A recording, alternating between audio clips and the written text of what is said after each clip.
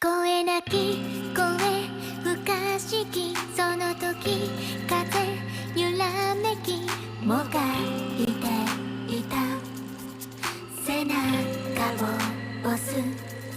越えたい壁グラビティ、その時羽ひらめきもうカフカは次元変換トランスフォーミー。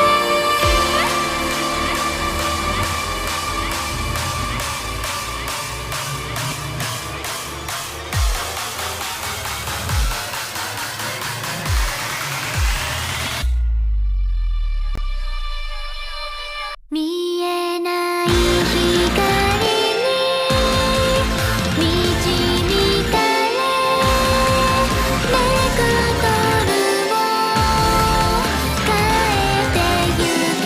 果てない瞬間、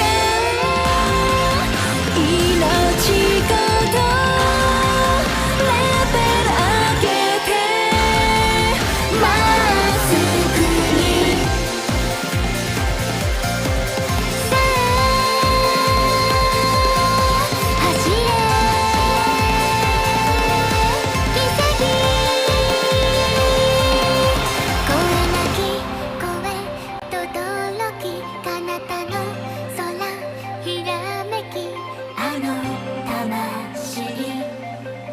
私を押す。